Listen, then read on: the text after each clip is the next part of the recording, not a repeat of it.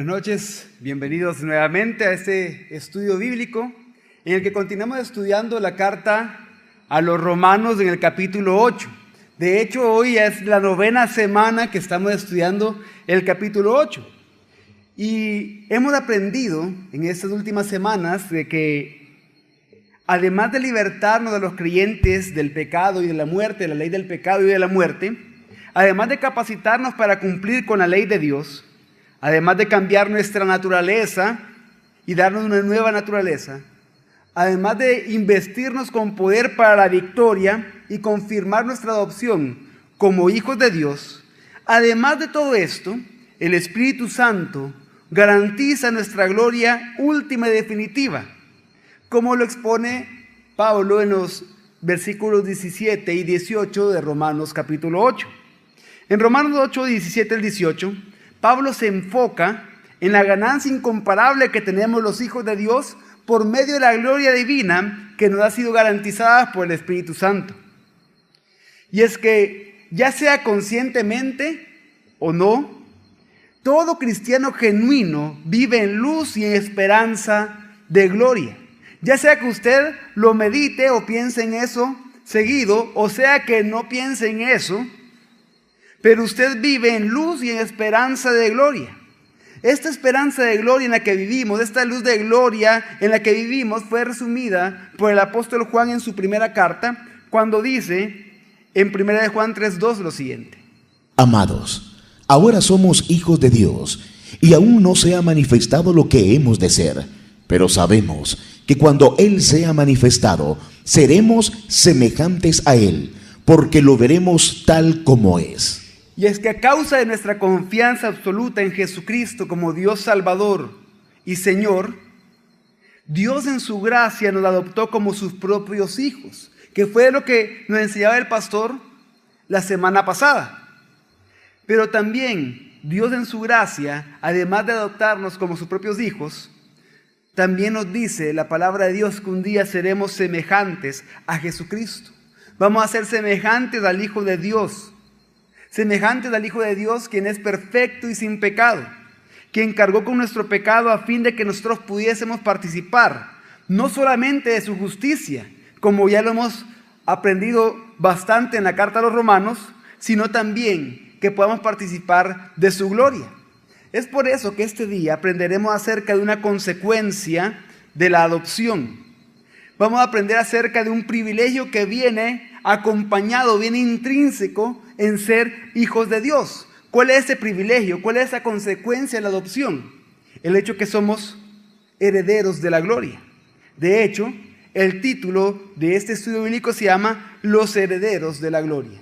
Y vamos a aprender acerca de esto estudiando Romanos 8, 17 al 18, que dice de la siguiente manera: Y si hijos, también herederos. Por una parte, herederos de Dios, y por la otra, coherederos con el Mesías, ya que juntamente padecemos para que juntamente seamos glorificados. Pues considero que los sufrimientos del tiempo presente no son dignos de ser comparados con la gloria venidera que va a ser revelada en nosotros. Y es que dice que somos herederos de Dios. Y para comenzar estudiando este pasaje vamos a empezar con la primera parte de Romanos 8:17 que dice: Y si hijos, también herederos. Por una parte, herederos de Dios. Y es que el énfasis que hace este pasaje, esos dos versículos que vamos a estudiar, el versículo 17 y 18, en la gloria de los creyentes, se relaciona muchísimo con nuestra adopción como hijos de Dios. Es por eso que el versículo 17 comienza diciendo: y si hijos. Pero ese sí no es una condición. No, ese sí que pone ahí el versículo no expresa una condición, ni expresa una idea de duda, ni expresa una idea de imposibilidad, sino que ese sí expresa una idea de realidad, una idea de causalidad. Por eso es de que este sí se podía traducir de mejor manera, puesto que. O sea que podríamos leerlo, puesto que somos hijos, también herederos, por una parte herederos de Dios.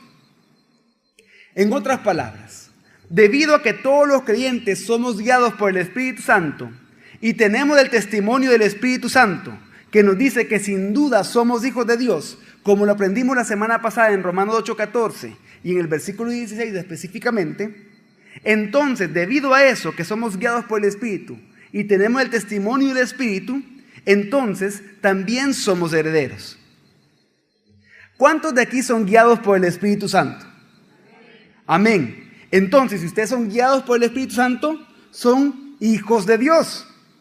Pero, ¿a cuántos de aquí el Espíritu Santo da testimonio a su espíritu humano que son hijos de Dios? Amén. Entonces, debido a que son hijos, son también ¿qué? Herederos, exactamente. Y es que a causa de nuestra fe en su Hijo Jesucristo, Dios no solo nos justifica, sino que Dios también nos adopta. Y una de las bendiciones de ser adoptados por Dios, una de las bendiciones de ser hijos de Dios, es que, como dice Colosenses 1:12, con gozo, dando gracias al Padre, que os hizo aptos para participar de la herencia de los santos en luz. Cada uno de los que estamos acá, cada uno de los que por gracia hemos creído en Jesús por medio de la fe que ha sido un don de Dios, cada uno de nosotros hemos sido aptos para participar de la herencia de los santos en la luz. ¿Qué quiere decir esto? Quiere decir que la adopción nos hace hijos, y como hijos, ¿a qué tenemos derecho? A una herencia. ¿A qué tenemos derecho?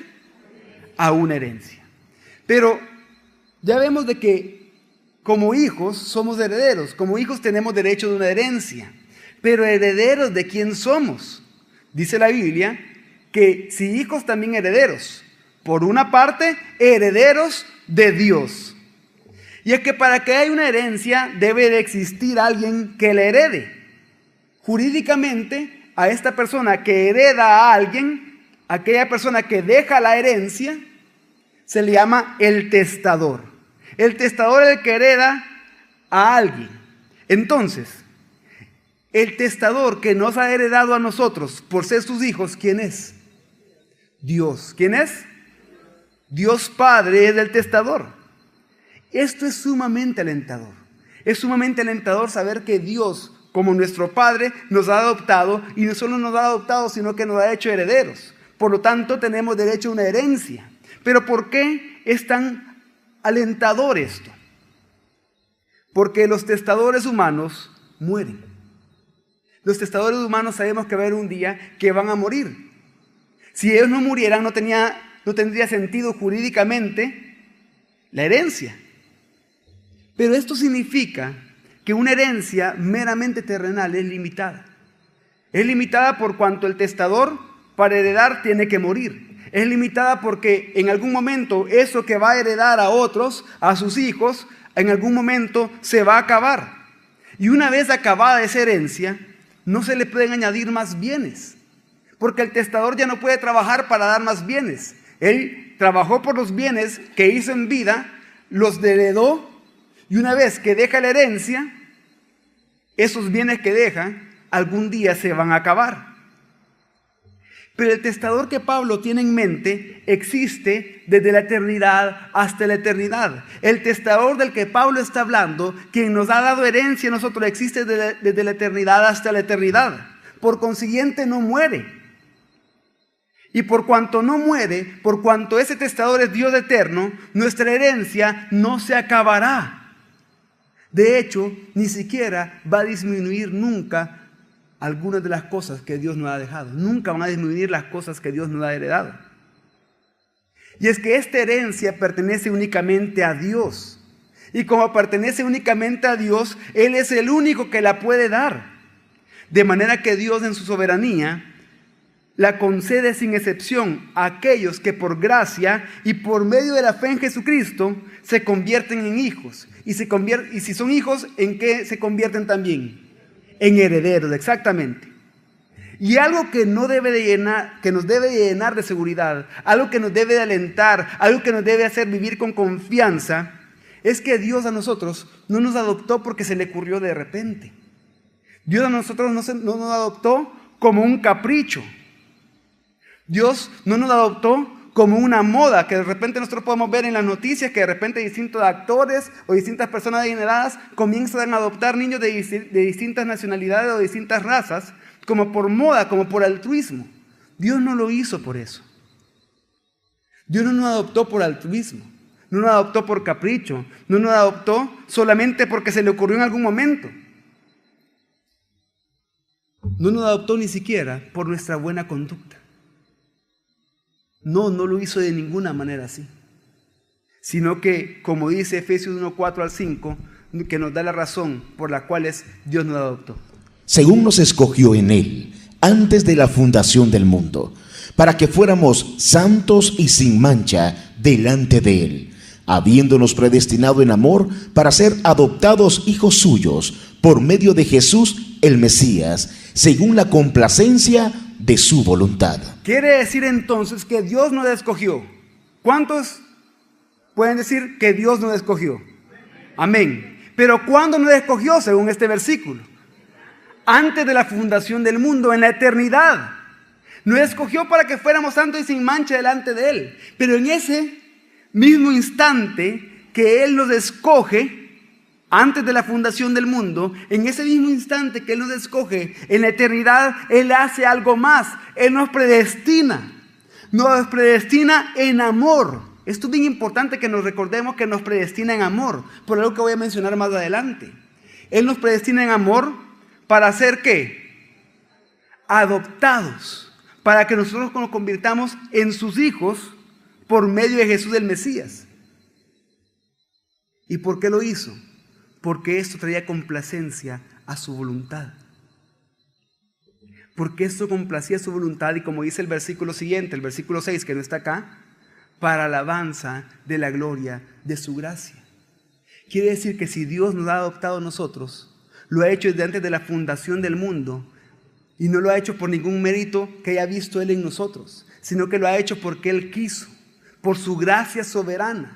Lo ha hecho como parte de su decreto eterno, de su decreto que permanece para siempre y el cual se cumplirá, el cual llegará a su meta, el cual le traerá gloria a Él. Y como parte de esa gloria, Él nos ha adoptado a nosotros. Entonces, ya vimos que somos herederos de Dios Padre. Pero hay otra pregunta muy importante que debemos de responder. ¿Cuál es nuestra herencia? Y es que antes de responder cuál es nuestra herencia, es importante señalar que el valor de una herencia está determinado por la dignidad de aquel que entra en posesión de ella. Y la herencia de los cristianos viene del Creador, del sustentador y del dueño del universo. La herencia de los cristianos viene de Dios mismo. ¿Qué quiere decir esto? Que Dios no solamente es la fuente de nuestra herencia, sino que Dios mismo es nuestra herencia. Entonces, si les pregunto, ¿cuál es nuestra herencia? ¿Qué me responderían ustedes? Dios es nuestra herencia, el Señor mismo es nuestra herencia. ¿Cómo podemos comprobar esto bíblicamente? Salmos 16 del 5 al 6 dice lo siguiente. El Señor es la porción de mi herencia y de mi copa. Tú sustentas mi suerte. Las cuerdas me cayeron en lugares deleitosos y es hermosa la heredad que me ha tocado. El Señor es la porción de mi herencia y de mi copa. Es hermosa la heredad que me ha tocado. Aquí el salmista se está refiriendo específicamente a Dios, que su herencia es el Señor y esa herencia es hermosa. El Salmo 73, 25 al 26 del salmista dice algo parecido también. ¿A quién tengo yo en los cielos? Y fuera de ti, nada deseo en la tierra. Mi carne y mi corazón desfallecen, pero la roca de mi corazón y mi porción es Elohim para siempre. ¿A quién tengo yo en los cielos y fuera de ti nada deseo en la tierra? Mi porción es Elohim para siempre. Y Lamentaciones 3:24 dice: El Señor es mi porción, dice mi alma, por tanto esperaré en Él. El Señor es mi porción, dice mi alma, por tanto esperaré en Él. Y es que esto debería de llenarnos de sumo gozo, deberíamos de llenarnos de confianza, debería adelantar cada día nuestra vida.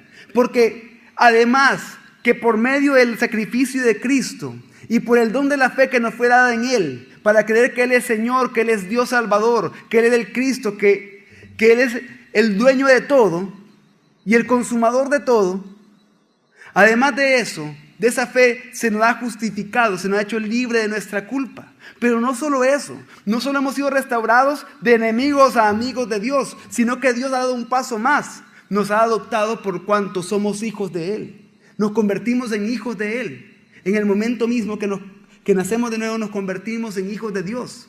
Y si hijos, también somos herederos. Pero lo que nos debe alentar es que somos herederos de Dios. Dios es quien nos hereda. El dueño de todas las cosas, el sustentador y creador de todas las cosas, el poderoso, el eterno es quien nos hereda a nosotros. Pero no solo eso nos debe adelantar, sino que Dios no solamente es el testador, sino que Él mismo es nuestra herencia. Y hay dos hechos respecto a esta herencia que hay que aclarar también. Que esta herencia, si bien comenzamos a experimentarla desde este momento, desde el momento en que somos hijos de Dios, pero esta herencia de la que está hablando acá, el versículo 17, corresponde al futuro. Bien, si bien es cierto, Cristo está en nosotros y es nuestra esperanza de gloria, es la herencia de la riqueza de la gloria de Dios, pero esa herencia corresponde plenamente, su consumación se va a hacer plena en el futuro escatológico. Pero lo segundo que hay que aclarar, que estas riquezas que vamos a tener como parte de nuestra herencia siempre serán en relación con Cristo. En su plenitud, la herencia de los santos en luz es en realidad una bendición que corresponde al futuro. Es algo que se deduce también de los versículos que vamos a estudiar la próxima semana. El versículo 18 que habla de una gloria que será, bueno, el versículo 18 lo estudiamos hoy, de una gloria que será revelada en nosotros. Y así como dice el versículo 19, que este sí lo vamos a estudiar la próxima semana, será una gloria que toda la creación está esperando que se revele, porque aún no se ha revelado. Por lo tanto, podemos decir que esta herencia, su consumación plena, la plenitud de esta herencia, la vamos a recibir en un futuro. Y también dijimos que esta herencia consiste en las riquezas que vamos a poseer en relación a Cristo. Y esto se aclara en el mismo versículo 17 de Romanos 8, que dice así: y si hijos, también herederos, por una parte, herederos de Dios, y por la otra, coherederos con el Mesías. Entonces, hasta el momento hemos visto que por ser adoptados hijos de Dios, también ¿qué somos? Herederos. Por ser adoptados hijos de Dios somos herederos. ¿Herederos de quién? Herederos de Dios. Por lo tanto, se nos está diciendo que Dios es quien hereda, pero Dios al mismo tiempo es nuestra herencia. Es lo que hemos visto hasta el momento. Pero que esta herencia siempre está en relación a Cristo. Y eso lo vemos porque dice que por una parte somos herederos de Dios y por la otra somos coherederos con el Mesías. Somos coherederos con Cristo. Y es que muchos de nosotros somos herederos de quienes tienen muy pocas cosas que heredar en cuanto a posesiones terrenales. Y al final nuestra herencia humana puede terminar siendo muy poco o nada. Es como que de repente aquellos que saben que van a recibir una gran herencia, se alegran por la gran herencia que van a recibir. ¿Cuántos han visto casos así? Que de repente hasta en la misma familia se están peleando por la herencia porque saben que es un montón. Pero ¿cuántos han visto casos totalmente contrarios? De que nadie se pelea por la herencia porque lo único que va a dejar una persona van a ser deudas. Y el que sea heredero le va a tocar pagar esas deudas. ¿Y qué es lo que pasa? Nosotros podemos ser herederos de quien tiene muy pocas cosas. Y que al final esa herencia, ya sea poco lo que podamos recibir o que sea mucho lo que podamos recibir, al final se va a acabar. Pero no pasa así con la herencia que Dios nos ha dado. ¿Por qué? Porque los recursos de Dios son ilimitados. Porque Dios es un Dios eterno. Y así como los recursos de Dios son ilimitados, también nuestra herencia es ilimitada. La herencia que vamos a recibir nosotros no tiene límites. Porque nosotros como coherederos participamos de todas las cosas que hereda por derecho propio el verdadero Hijo de Dios, el unigénito del Padre. ¿Quién es el unigénito del Padre? Jesús. Quiere decir que la herencia que Dios nos da a nosotros no es de ninguna manera limitada. Todo lo contrario, es ilimitada. ¿Por qué? Porque esa es la herencia que hereda el verdadero heredero. el heredero por derecho propio. Es la herencia que hereda Jesús. Pero como somos coherederos con Cristo, lo que el Hijo hereda, nosotros lo heredamos. Por eso dice Efesios 1, 3 y 11 lo siguiente. Bendito el Dios y Padre de nuestro Señor Jesús, el Mesías, quien nos bendijo en los cielos con toda bendición espiritual en el Mesías, en quien también fuimos hechos herederos, habiendo sido predestinados conforme al propósito del que hace todas las cosas, según el designio de su voluntad. Dice que el Dios y Padre de nuestro Señor Jesucristo nos bendijo, ya nos bendijo con toda bendición espiritual en Cristo. Pero también en Cristo, dice el versículo 11, que en Cristo hemos sido hechos de herederos. Es que es totalmente lógico. Es por Cristo que somos adoptados. Es por Cristo que somos llamados hijos de Dios por la fe en Él. Por lo tanto, es en Cristo que somos hechos de herederos. Porque fuimos predestinados para ser hijos, para ser adoptados, por lo tanto ser hijos, y por lo tanto ser herederos, conforme al propósito del que hace todas las cosas, según el designio de su voluntad. Y es que en el decreto eterno de Dios, en el plan eterno de Dios, el consejo de la voluntad de Dios, la Trinidad del Padre, Hijo y Espíritu Santo, estableció hacer un plan, decretar algo. Y en ese plan, Dios el Padre, como aquel que decreta, constituyó y declaró que el Hijo debía ser el centro del Señor, el todo en todos, el primero en todos, para gloria del Dios triuno. Entonces, para poder cumplir con ese fin, para poder cumplir con ese propósito, el Padre constituyó al Hijo heredero de todas las cosas, como lo dice Hebreos 1:2. Ahí lo puede apuntar usted, no está acá. Dice que Hebreos 1:2 dice que el Padre constituyó heredero de todas las cosas al Hijo. Pero ¿por qué el Padre constituyó heredero de todas las cosas al Hijo? Por el amor que el Padre le tiene al Hijo. Juan 3:35, también lo puede apuntar, no está acá. Dice, el Padre ama al Hijo y todas las cosas entregó en su mano. El Padre ama al Hijo y todas las cosas entregó en su mano. Entonces, vemos que el Padre constituye heredero al Hijo para darle todas las cosas en su mano por amor, porque el Padre ama al Hijo. ¿Y desde cuándo el Padre ama al Hijo? Juan 17:24 dice, en la oración sacerdotal, Jesús le dice al Padre, porque me amaste desde antes de la fundación del mundo. Eternamente el Padre ha amado al Hijo. Dicho de otra manera, por ese amor eterno que el Padre tiene hacia el Hijo, le entrega todas las cosas en su mano. Pero ¿qué hace para entregarle todas las cosas en su mano? ¿Declara el qué al Hijo? Le declara heredero. Lo declara heredero. Todo lo hizo por amor. Pero ¿en quién nos escogió el Padre? En Cristo. ¿En quién nos predestinó? ¿En quién nos adoptó? ¿Por qué? Por amor. O sea que vemos que ese mismo amor que el Padre le tiene al Hijo, por el cual Él lo constituye heredero de todas las cosas, es el mismo amor que Dios desde antes de la fundación del mundo está manifestando a su cuerpo, a la iglesia, a aquellos que fueron escogidos para ser hijos de Dios, para ser adoptados por Él, por amor. Y por amor es que el Padre nos nombra herederos también a nosotros en Cristo Jesús. Como somos coherederos con Cristo, estamos destinados a recibir todo lo que el Hijo reciba. Yo creo que no entendieron o no me escucharon. Como somos coherederos con Jesucristo, estamos destinados a recibir la herencia que Él reciba a totalidad, sin excepción. ¿Qué quiere decir eso? Que nada hay de la herencia que pueda ser reservado para los hijos de Dios. Quiere decir que de esa herencia que va a recibir el Hijo, no hay nada que nosotros no vayamos a compartir con el Hijo.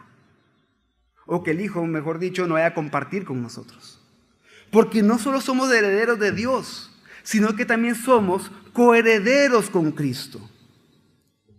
Y es que en su condición de unigénito del Padre,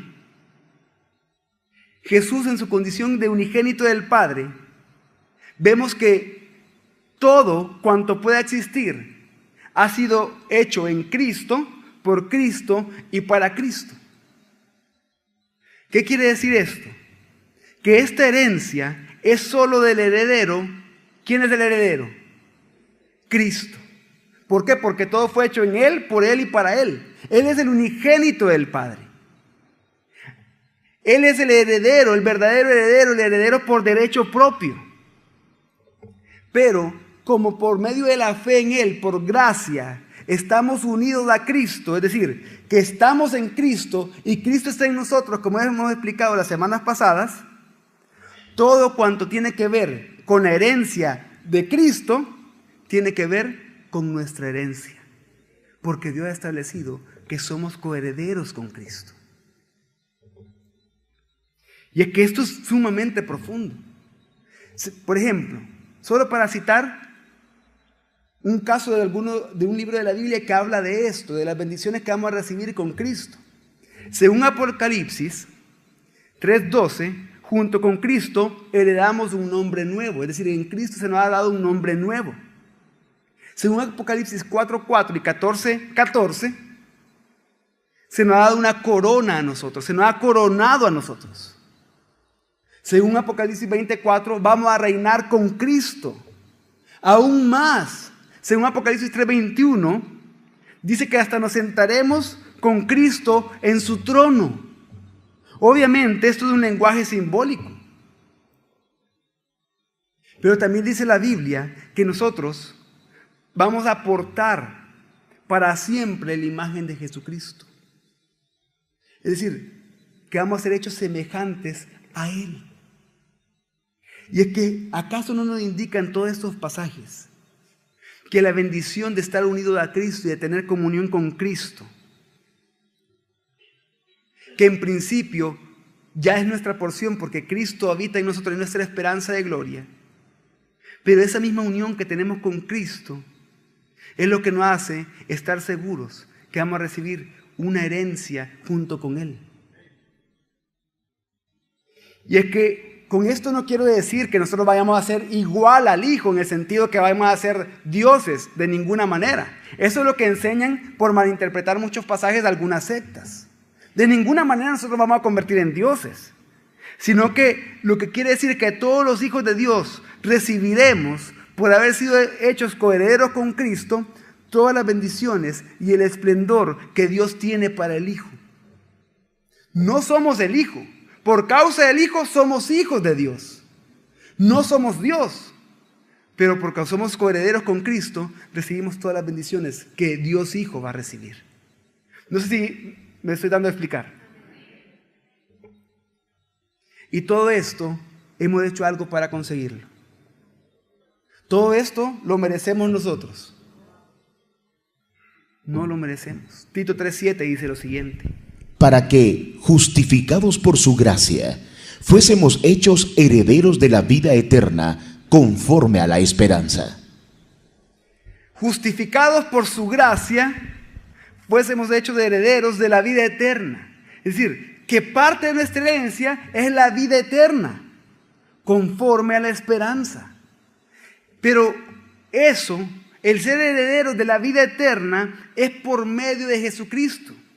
Jesucristo es el mediador para que nosotros podamos recibir esa herencia, como lo dice Hebreos 9:15, perdón. Es mediador de un nuevo pacto, para que habiendo ocurrido una muerte para la remisión de las transgresiones cometidas durante el primer pacto, los que han sido llamados reciban la promesa de la herencia eterna. Esto es bien importante, porque dicen que nosotros recibimos una herencia. Somos herederos de Dios y coherederos con Cristo. Por lo tanto, vamos a recibir una herencia única e incomparable, una herencia inagotable, una herencia rica en todas las bendiciones que Cristo ya hace en nosotros, pero también una herencia rica en las bendiciones que Cristo va a recibir del Padre para toda la eternidad. Esa es la herencia que hemos recibido. Pero ¿por qué es tan importante ver Hebreos 9:15?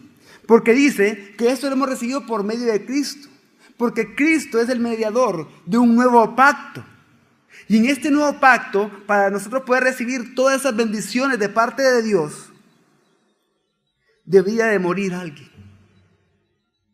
Por eso dice, para que habiendo ocurrido una muerte para la remisión de las transgresiones cometidas durante el primer pacto, los que han sido llamados reciban la promesa de la herencia eterna. ¿Cuál era el primer pacto? El de la ley. ¿Y qué hacía la ley? Nos acusaba delante de Dios.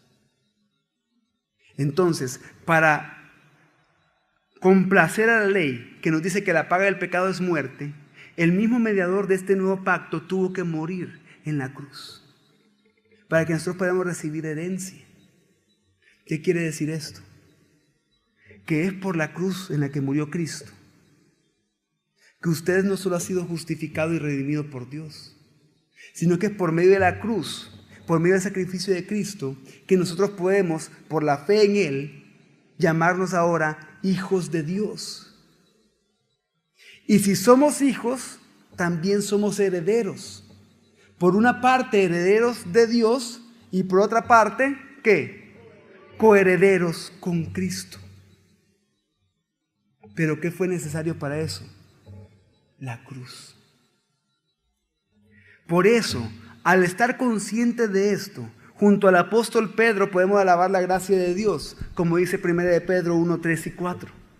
Bendito sea el Dios y Padre de nuestro Señor Jesús, el Mesías, que según su gran misericordia nos hizo renacer para una esperanza viva, por medio de la resurrección de Jesús, el Mesías, de entre los muertos, para una herencia incorruptible, incontaminada e inmarcesible, reservada en los cielos para vosotros. Y no sé si usted logra notar que este versículo, 1 de Pedro 3, comienza casi igual, si no es que igual que Efesios 1:3, que dice, bendito sea el Dios y Padre de nuestro Señor Jesús el Mesías.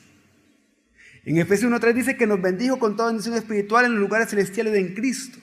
Acá dice que según su gran misericordia, según la gran misericordia de Dios, nos hizo renacer para una esperanza viva, por medio de la resurrección de Jesús el Mesías de entre los muertos. Y es que esa esperanza viva es Cristo mismo en nosotros, la esperanza de gloria. ¿Pero para qué?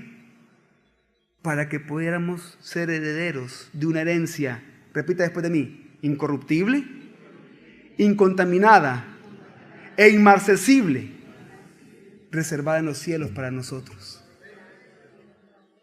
Todo eso por medio de Cristo y en Cristo. Somos hijos, somos herederos, somos coherederos por medio de Cristo y en Él, por medio de su sacrificio y por medio de su mérito exclusivo, por medio de su mediación. Pero, ¿por qué es importante establecer bien esto? Porque ahora viene la parte difícil del versículo. Dice Romanos 8:17. Y si hijos, también herederos, por una parte, herederos de Dios, y por la otra, coherederos con el Mesías, ya que juntamente padecemos para que juntamente seamos glorificados. Quiere decir que el apóstol Pablo nos está diciendo que somos coherederos con Cristo, en la medida que también padecemos juntamente con Él. En otras palabras, lo que el apóstol está asegurando es que ser coheredero con Cristo, recibir la misma herencia de Cristo, implica dos cosas. La primera es padecer juntamente con Él. Y la segunda es que juntamente con Él vamos a ser glorificados. Y es que para que el Hijo, como vimos, le expliqué hace un momento, que en el decreto eterno de Dios, en el plan eterno de Dios, para que el Hijo pudiera gobernar sobre todas las cosas, ser el centro del Señor y el todo en todos, el Padre, para que eso pudiera ser posible, el Padre declaró el que al Hijo heredero. Pero para que el Hijo pudiera optar a esa herencia, el Padre puso una cláusula en su testamento, por así decirlo, el Padre puso una condición para que el Hijo pudiera ser el Señor, el centro de todo, el primero y el todo en todos. ¿Qué cláusula fue esa? Que el Hijo debía de ser el Cristo. Y ser el Cristo implicaba que el Hijo de Dios, quien es de la misma esencia de Dios, quien es Dios mismo, en un momento del tiempo y del espacio, debía humillarse de tal manera a sí mismo que debía de autolimitarse en el ejercicio de sus atributos divinos para poderse conformarse a la forma humana, para poder encarnarse. Y de esa manera, ser encarnado desde lo más mínimo en el vientre de una mujer que Él mismo creó y ser formado por el Espíritu Santo en su humanidad en ese vientre para que cuando la mujer le diera la luz, una mujer que Él mismo creó fuera quien cuidara por un tiempo específico a ese Dios todopoderoso. Y de esa manera el crecer como cualquiera de nosotros, pero sin pecado, siendo el Cordero Santo de Dios, siendo el único inocente, el que nunca ha pecado, y morir para perdonar nuestros pecados, morir para salvarnos de la muerte eterna y resucitar para darnos vida. Y de esa manera subir al cielo y reinar y esperar a que sus enemigos sean puestos por detrás de sus pies. Y así Él va a volver. Eso significa que Él sea el Cristo. Por eso es que ser coheredero juntamente con Cristo significa padecer también, como Él tuvo que padecer para poder tener esa herencia. Somos coherederos con Cristo en la misma medida en que también padecemos juntamente con Él. En otras palabras, lo que el apóstol Pablo está asegurando es que, puesto que padecemos juntamente con Cristo, sabemos que juntamente con Él vamos a llegar a ser glorificados. Y es que los coherederos, los hijos de Dios, que somos herederos de Dios y coherederos con Cristo, estamos en la misma experiencia del heredero. La identificación con Jesús para ser coherederos implica identificarnos con su sufrimiento, con el sufrimiento que Él ha experimentado en su vida y el sufrimiento que sigue experimentando por medio del sufrimiento que experimenta actualmente el cuerpo de Cristo, que es la iglesia. A eso es lo que se refiere Colosenses 1:24 cuando el apóstol Pablo dice lo siguiente: ahora me regocijo en los sufrimientos por vosotros y completo en mi carne lo que faltaba de las aflicciones del Mesías por su cuerpo, que es la iglesia. Lo que está diciendo acá el apóstol Pablo es que la iglesia está ciertamente dispuesta a sufrir por Cristo, porque es el cuerpo de Cristo. Así como el apóstol Pablo estaba sufriendo constantemente con una gran aflicción.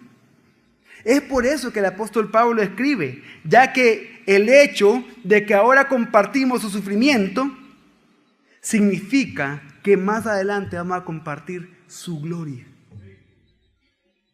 Si estamos sufriendo es porque somos coherederos. Pero el hecho de que estemos sufriendo en el tiempo presente significa que en un futuro vamos a compartir también la gloria de Cristo. Pero con esto yo quiero hacerle una pregunta a ustedes.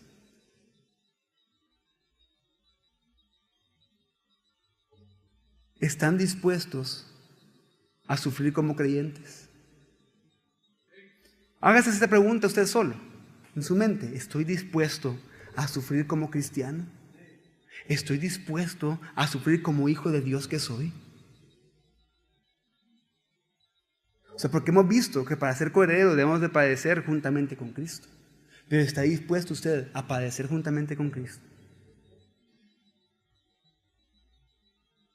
Y es que el Hijo de Dios, el genuino Hijo de Dios, sí está dispuesto a padecer juntamente con Cristo. Y es que el sufrir como creyente se asume de muchas formas. Ustedes pueden sufrir como creyentes de muchas maneras. No necesariamente van a sufrir como creyentes como lo hizo Policarpo, quien fue ejecutado en un circo romano, que por promesa de Dios no lo quemó la hoguera, pero después fue asesinado por medio de una lanza. O como murió Juan Hus en una hoguera. O como han muerto otros por fieras, por ejecuciones. No implica que necesariamente vamos a sufrir así. Algunos posiblemente sí, no sabemos. Pero implica que diariamente estamos sufriendo por Cristo. ¿Ha sufrido esta semana usted por Cristo? ¿Ha sufrido usted esta semana por testificar de Cristo?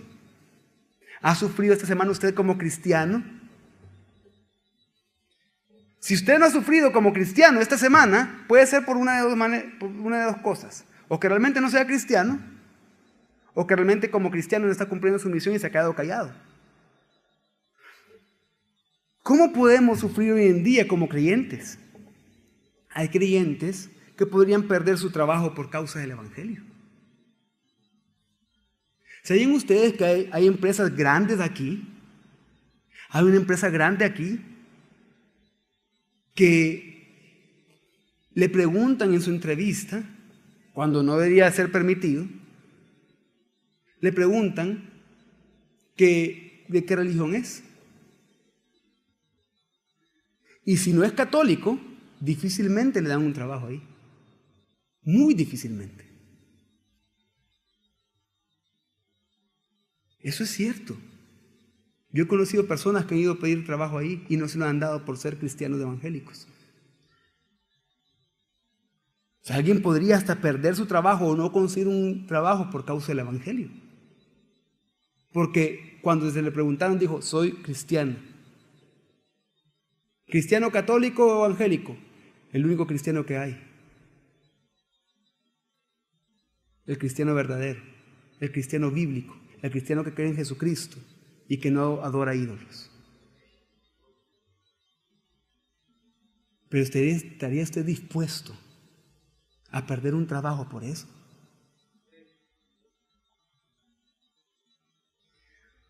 Hay otros que sufren porque dicen no cuando lo han tentado a participar de algún negocio ilegal o algún negocio sucio, algún negocio que está al margen de la ley o casi al margen de la ley. Ya sea como empleados o ya sea como empresarios, como dueños de empresas, como comerciantes. Y cuando dicen, ¿por qué no lo quería hacer? Porque eso ofende a Dios, porque mi Dios es santo, yo no puedo hacer eso. Y han perdido negocios por causa de eso. ¿Estaría usted dispuesto a sufrir de esa manera por Cristo? Hoy hay muchos jóvenes que yo conozco que en sus centros de estudio, en sus colegios y universidades, han sufrido por Cristo por honrar la palabra de Dios. Hay muchos que han sufrido por Cristo cuando no participan de las cosas que hacen sus compañeros o compañeras en el colegio de universidades. Hay otros que han sufrido por Cristo en aulas cuando profesores o catedráticos de universidad han preguntado ¿quién aquí es cristiano? ¿Quién cree en Dios? Ellos levantan la mano o se paran y dicen yo creo en Dios y comienzan a burlarse de ellos, a ridiculizarlos. No solo se sufre por Cristo en una hoguera. Día a día usted puede sufrir por Cristo. Cuando lo proclama, cuando lo anuncia, cuando manifiesta al mundo que usted es cristiano, que usted es hijo de Dios. ¿Pero por qué? ¿Por qué un cristiano siempre va a sufrir por Cristo? ¿Por qué tiene que padecer juntamente con Cristo? Porque el sistema actual del mundo se encuentra bajo el dominio de Satanás. Como dice en 1 Juan 5, 19, nosotros sabemos que somos de Dios, pero el mundo entero yace bajo el poder del maligno. Yo sé que soy de Dios, yo sé que soy hijo de Dios, sé que soy heredero de Dios, coheredero con Cristo, pero también sé y estoy seguro que el mundo entero yace, está postrado, está rendido bajo el dominio de Satanás. Y por lo tanto, como Satanás, bajo quien el mundo yace, desprecia a Dios, también desprecia al pueblo de Dios. Y el mundo al cual gobierna Satanás también desprecia a Dios y desprecia al pueblo de Dios. Por eso que un cristiano en este mundo va a encontrar siempre aflicción. Y es que eso fue una promesa de Jesús. En el mundo encontraréis aflicción, pero confiad, yo he vencido al mundo. Pero también dice Juan 15, 18 al 20 lo siguiente. Si el mundo os aborrece, sabed que a mí me ha aborrecido antes que a vosotros. Si fuereis del mundo, el mundo amaría lo suyo. Pero como no sois del mundo, sino que yo os elegí de entre el mundo, por eso el mundo os aborrece. Acordaos de la palabra que yo os dije. Un siervo no es mayor que su señor. Si a mí me persiguieron, también a vosotros os perseguirán. Si guardaron mi palabra, también guardarán la vuestra. Si persiguieron a Jesús, a nosotros también nos perseguirán. Alguien que puede decir, no, pero yo puedo ser cristiano sin que me persigan. O sea que lo que usted está diciendo es que usted puede ser mayor que Cristo, porque un siervo no puede ser mayor que su Señor. Si es que una persona que diga, no, puedo ser cristiano sin que me persigan, primero está engañado. Segundo, no conoce la palabra de Dios. O es tan arrogante que piensa que puede ser más que Cristo. Pablo por eso le dijo a Timoteo en 1 Timoteo 3:12, sí, todos los que quieran vivir piadosamente en Jesús el Mesías padecerán persecución. ¿Cuántos de aquí quieren vivir piadosamente en Jesucristo? Entonces, van a padecer persecución. Porque la vida de piedad los va a llevar a padecer persecución. Pero al mismo tiempo, padecer por Cristo es un privilegio.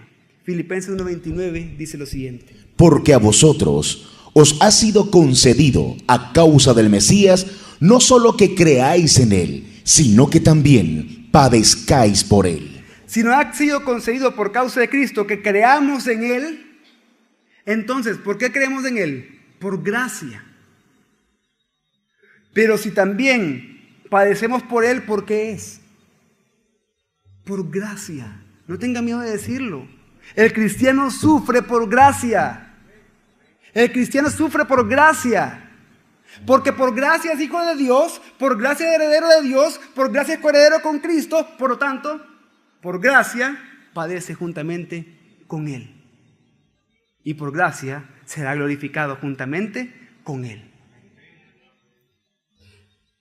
Por lo tanto, resulta inevitable que sin importar que la persecución venga en la forma de un simple abuso verbal, que de repente, mira, llegó el evangélico, aleluya, bayunco, engañado, ignorante. Puede ser que la persecución venga por un abuso verbal. Es que has desperdiciado tu vida al dedicarte a eso. Puede ser un abuso verbal por un extremo, pero por otro extremo puede llegar hasta el martirio la persecución. Si no veamos nuestros hermanos que están muriendo ahora mismo en Irán, en Corea del Norte y en algunos otros países donde hay persecución cruenta en contra de los cristianos. Pero ya sea que la persecución venga desde un abuso verbal o hasta el martirio, ningún creyente está exento de pagar un precio por su fe. Ningún creyente está exento de pagar un precio por su fe. Porque el creyente no se avergüenza del evangelio. Y aquel creyente que piensa que no puede o que no tiene que pagar un precio por su fe, es una vergüenza para el evangelio. Es que solo hay dos puntos. O no nos avergonzamos del evangelio, o somos una vergüenza para el evangelio. Solo hay dos puntos. Y es que cuando padecemos burlas, cuando padecemos de descargo, es decir, ya una burla que lleva a un grado bastante fuerte de humillación, cuando padecemos menosprecio, difamación o cualquier otra forma de persecución a causa de nuestra relación con Cristo, podemos y debemos tomar esa aflicción que estamos experimentando en ese momento como una prueba que verdaderamente somos hijos de Dios. Y que nuestra esperanza de gloria celestial no es en vano, porque estamos padeciendo juntamente con Él, pero sabemos que también seremos glorificados con Él. Respecto a este versículo 17, Juan Calvino dijo: se explica este pasaje de diversas maneras, pero me agrada más este significado que todos los demás, que somos coherederos de Cristo porque le seguimos y tomaremos posesión de la herencia por el mismo camino que Él siguió. La herencia de Dios es nuestra porque somos por su gracia adoptados como hijos suyos. Para que no dudemos de esta posesión, Dios la puso en manos de Cristo, de quienes somos de hecho copropietarios y algo así como compañeros. Cristo tomó posesión de ella por la cruz y nosotros también. En otras palabras, el camino del Señor hacia la gloria fue primero. El camino del Señor hacia la gloria fue primero. Luego nosotros caminamos hacia la gloria siguiendo sus pisadas. Pero vemos que el camino del Señor hacia la gloria fue el camino de la cruz y el camino del sufrimiento. Por lo tanto, todo aquel que está en Cristo sigue ese mismo camino trazado por el Señor. Primera de Pedro 1:21 dice: porque para esto fuisteis llamados, pues también el Mesías padeció por vosotros, dejándoos de ejemplos para que sigáis sus pisadas. Fuimos llamados a ser coherederos con Cristo, a seguir sus pisadas, a padecer juntamente con Él, porque juntamente seremos glorificados con Él. Romanos 8:17 dice: y si hijos, también herederos, por una parte herederos de Dios, y por la otra coherederos con el Mesías, ya que juntamente padecemos para que juntamente seamos glorificados. Coherederos con el Mesías, ya que juntamente padecemos para que juntamente seamos glorificados. Somos coherederos en la medida en que padecemos con Cristo para ser glorificados juntamente con Él en un futuro escatológico. La identificación con Cristo es vivida en el camino del sufrimiento, mi familia. Así también esa misma identificación es seguridad de glorificación. Es por causa de esto que el apóstol Pablo pudo decir con gozo lo que escribió en 1 Corintios 4, 8 al 11. Que estamos atribulados en todo, pero no angustiados, en apuros, pero no desesperados, perseguidos, pero no desamparados, derribados, pero no destruidos, llevando en el cuerpo siempre por todas partes la muerte de Jesús, para que también la vida de Jesús sea manifestada en nuestro cuerpo. Porque nosotros, los que vivimos, somos entregados constantemente a la muerte por causa de Jesús, para que también la vida de Jesús sea manifestada en nuestra carne mortal. Es que llevamos por todas partes la muerte de Jesús en nosotros porque estamos llamados a padecer juntamente con Él. Y así la vida de Jesús se manifiesta en nuestro cuerpo. Y que Pablo estaba dispuesto a sufrir no solo por sus hermanos creyentes, sino también por aquellos que necesitaban creer en Jesús. Pero su motivación más grande para estar dispuesto a sufrir era la gloria de Dios. Por eso sigue diciendo 2 Corintios 4, del 15 al 18. Porque todas las cosas son para vuestro bien, para que abundando la gracia por medio de muchos, la acción de gracias sobreabunde para la gloria de Dios. Por tanto, no desmayamos. Más bien, aunque nuestro hombre exterior se va desgastando, el interior, no obstante, es renovado de día en día. Para la gloria de Dios, para que sobreabunde la acción de gracias para la gloria de Dios. Por eso es que no desmayamos, no desmayamos, no desmayamos. Nuestro hombre exterior se va a ir desgastando. Cada día que pasa, somos más viejos. Cada día que pasa nuestro cuerpo se va a ir desgastando, es natural. Cada día que pasa vamos a sufrir más vituperios, vamos a sufrir persecuciones, difamaciones, traiciones. Y nuestro cuerpo se va a ir desgastando porque nos va a seguir doliendo. No nos va a dejar de doler, nos va a seguir doliendo. Nuestro cuerpo, nuestro hombre exterior se va a ir desgastando. El interior no. Nuestro espíritu, nuestra alma unida a Cristo por causa del Espíritu se va renovando día con día. Cada día se va haciendo más fuerte, cada día se va fortaleciendo. ¿Por qué?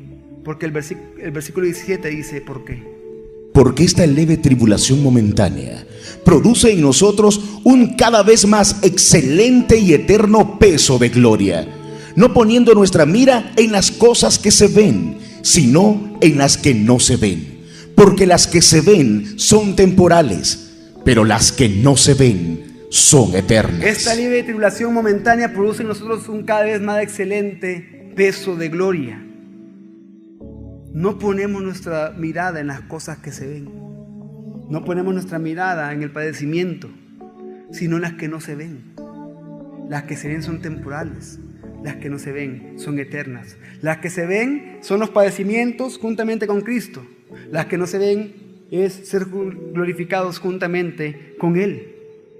El sufrimiento en esta vida crea reacciones que reflejan la condición auténtica del alma. Y es que sufrimos, pero cuando una persona sufre, una persona que dice ser creyente sufre, ahí se nota si realmente es cristiano o no. Porque el sufrimiento en esta vida crea reacciones que reflejan nuestra condición auténtica del alma. Dios permite el sufrimiento para llevarnos a una dependencia total de Él. Entre más buena voluntad, entre más ánimo tengamos para sufrir por causa de Cristo aquí en la tierra, más nos veremos impulsados a depender de Él y no de nuestros propios recursos. Entre más suframos, más vamos a estar humillados y rendidos delante de Él. Ya no vamos a buscar ver cómo podemos hacer nosotros, sino que vamos a seguir humillándonos delante de Él. El sufrimiento por Cristo nos acerca más a Cristo. Además, el sufrimiento por Cristo nos permite apreciar mejor los sufrimientos que Él padeció a causa de nosotros cuando encarnó. Y es que mi familia, cualquier clase de sufrimiento, cualquier clase de dolor, de burla, de humillación, de desprecio, cualquier clase de rechazo que nos veamos enfrentados a sufrir por Cristo, no es nada en comparación con lo que vamos a ganar. Esta leve tribulación momentánea produce en nosotros un cada vez más excelente y eterno peso de gloria. Es por eso que somos coherederos con Cristo, padecemos con Él y juntamente con Él seremos glorificados. Y el versículo 18 dice lo siguiente de Romanos 8. Pues considero que los sufrimientos del tiempo presente no son dignos de ser comparados con la gloria venidera que va a ser revelada en nosotros. Y es que esta palabra considero se traduce mejor con la frase tengo por cierto, con la palabra afirmo. El apóstol Pablo está afirmando algo, diciendo que lo que va a decir es verdad. De manera que el apóstol Pablo está llegando a una conclusión final tras haber llegado a un estudio razonable y cuidadoso de estas cosas. El apóstol Pablo, luego de haber analizado cuidadosamente la situación, dice: estoy firmemente convencido de algo.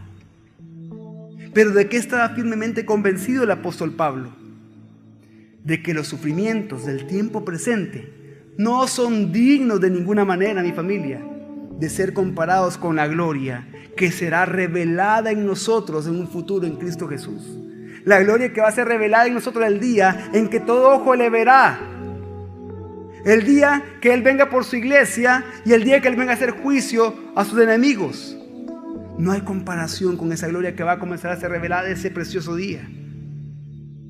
Y es que cuando el apóstol Pablo dice que está firmemente convencido que los sufrimientos del tiempo presente no son dignos de tener comparados con la gloria que será revelada en nosotros, es como que si el apóstol tuviera en su mano una balanza.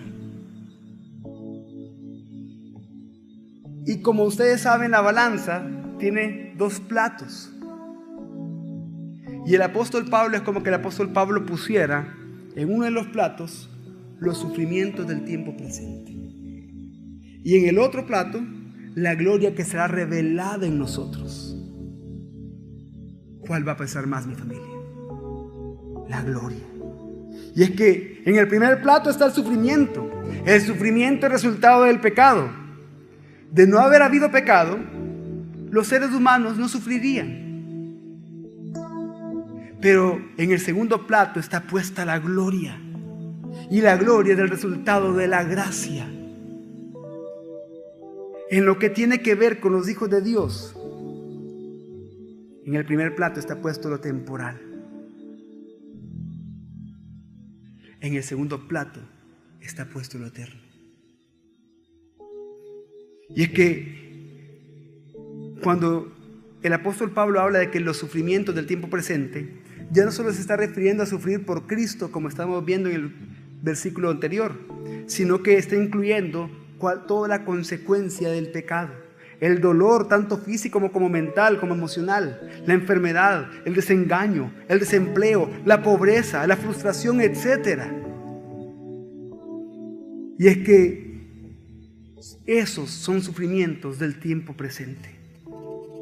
Porque en la vida venidera, nosotros ya no vamos a sufrir por el pecado, porque seremos semejantes a Cristo. Lo veremos cara a cara, tal como Él es. Y el resultado de esta comparación, el resultado de considerar que los sufrimientos de este tiempo presente no son dignos de ser comparados con la gloria que será revelado en nosotros, es de que el platillo donde está puesta la gloria pesa mucho más que el otro, de manera que baja inmediatamente, baja tan abruptamente, pesa tanto esa gloria que es capaz incluso de hasta romper la cadena que sostiene el otro platillo. Ese es el resultado. Nuestros sufrimientos presentes, no importa cuántos ni cuán severos sean, cualquier sufrimiento que usted está pasando hoy se pierde en la insignificancia cuando se compara con la gloria futura que vamos a recibir en Cristo. Y es que los que no conocen a Cristo no tienen ninguna esperanza cuando sufren.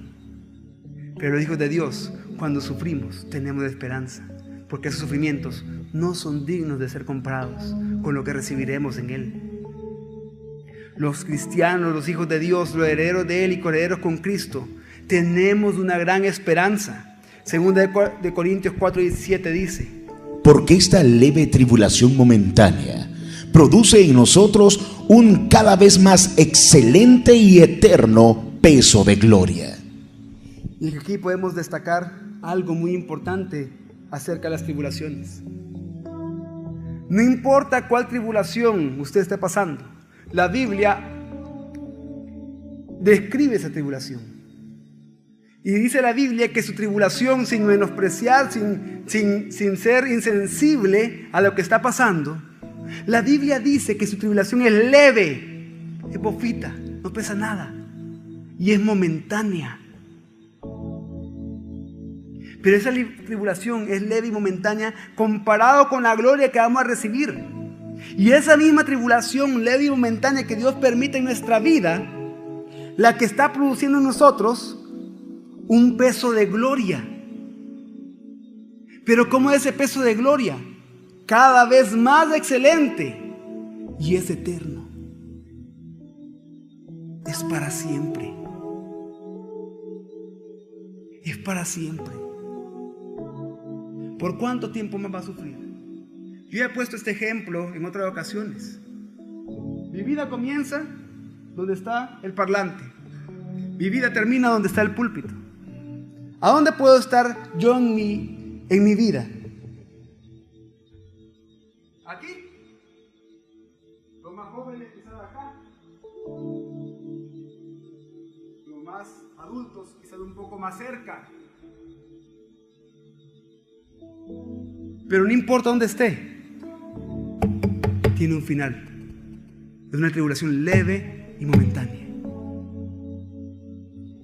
Y llegará el día que todo ojo le verá, y nuestros ojos se llenarán de lágrimas, no de tristeza, sino que de felicidad. Porque estaremos viendo al que hemos esperado, aquel que por fe hemos creído en Él. Lo vamos a estar viendo. Lo que hemos esperado será una realidad y será eterna. Será eterna. Como seguidores de Cristo, nuestro sufrimiento viene de los hombres, nuestra gloria viene de Dios. Como seguidores de Cristo, nuestro sufrimiento es terrenal, nuestra gloria es celestial. Como seguidores de Cristo, nuestro sufrimiento es breve, nuestra gloria es ilimitada y eterna.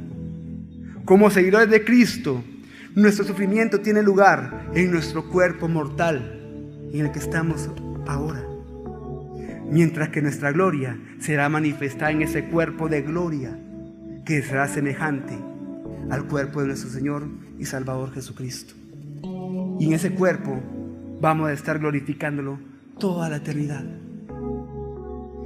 Por eso quiero terminar con lo que dijo el apóstol Pedro respecto a esto. En 1 de Pedro 1, 3-7 dice: bendito sea el Dios y Padre de nuestro Señor Jesús el Mesías, que según su gran misericordia nos hizo renacer para una esperanza viva, por medio de la resurrección de Jesús el Mesías de entre los muertos, para una herencia incorruptible, incontaminada e inmarcesible, reservada en los cielos para vosotros, que sois guardados por el poder de Dios mediante la fe, para alcanzar la salvación que está preparada para ser manifestada en el tiempo postrero, lo cual os alegráis grandemente. Ahora, por cuanto es necesario, estáis siendo un poco afligidos por diversas pruebas, para que la prueba de vuestra fe, mucho más preciosa que el oro, el cual, aunque perecedero, es probado por fuego, sea hallada en alabanza, gloria y honra en la revelación de Jesús el Mesías.